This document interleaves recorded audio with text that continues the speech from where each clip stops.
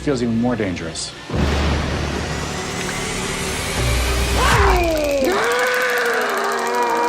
Ew. At its best, Over Your Dead Body sounds like the kind of black comedy that should be catnip for anyone who likes their relationship horror with a little slapstick blood and a lot of mutual contempt.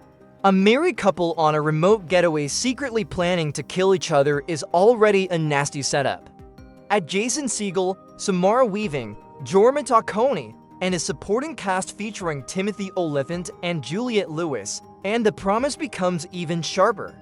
This should be a pressure cooker of bitterness, incompetence, panic, and escalating disaster. Sometimes, from everything we know so far, it absolutely is. But the more interesting takeaway from the reactions is that the film does not seem content to stay in one mode for long, and that gives it both energy and a structural headache. That is what makes it feel like more than just another couple from hell thriller. The core premise is so strong it barely needs decoration.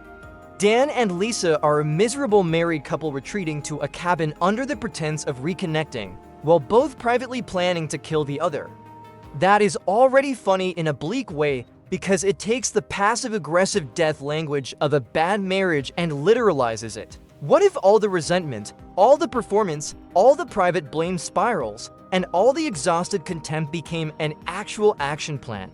What if instead of divorce, compromise, or confession, the next logical step was attempted homicide? That is the joke, and it is a very good one. But the film seems more interested in chaos than elegance. That is not automatically a problem. In fact, Jorma Taccone is probably one of the better directors you could hand this material to if you want the physical comedy to stay ugly, abrupt, and kinetic. His comic instincts lean toward escalation, humiliation, collision, and the strange beauty of people trying to improvise their way out of situations that were already doomed. That makes him a smart fit for a movie where two emotionally rotted people are not criminal masterminds, just deeply unhappy amateurs playing with murder like it is the next argument they have not had yet. And Jason Segel and Samara Weaving are a smart pairing for exactly the same reason. Segel can play defeat, pettiness, and quiet self-loathing without losing a weird kind of wounded likability. Weaving, on the other hand, is one of the best modern performers when it comes to making chaos feel stylish, sharp, and slightly dangerous even before the movie asks for it. Put those two together in a marriage built on resentment and illusion, and you have the right ingredients for something that can swing between relationship comedy, survival farce, and blood-splattered panic very quickly. That is the real appeal here, not just that they hate each other, but that they are both bad enough at their own lives to make that hatred funny. Where the film gets more complicated is in everything it keeps piling on top of that setup.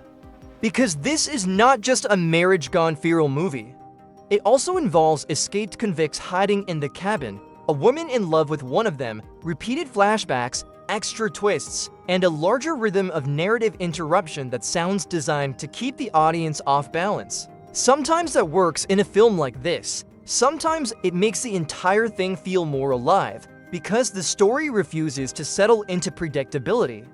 But it can also create the opposite problem. If every few minutes the film introduces another turn, another backward jump, another tonal swerve, then the comedy starts chasing itself instead of landing. That seems to be exactly the divide in the early response. The positive side is easy to understand. Reviewers have highlighted the gore, the tension, the sheer amount of fun in watching the cast tear through a story that keeps finding fresh ways to turn relationship failure into survival absurdity. When the movie works, it sounds like controlled lunacy, a blood-soaked mechanical farce where panic and bad decision-making are staged with enough precision that the disorder itself becomes the joke. That kind of movie can absolutely hit. And when it does, it can feel wickedly alive, but the criticism also makes sense. A movie like this depends on tempo more than almost anything. If the rhythm slips, the whole machine starts feeling over-designed. And from what you shared, that sounds like the main issue. There may simply be too much movie here. Too many added layers, too many reversals.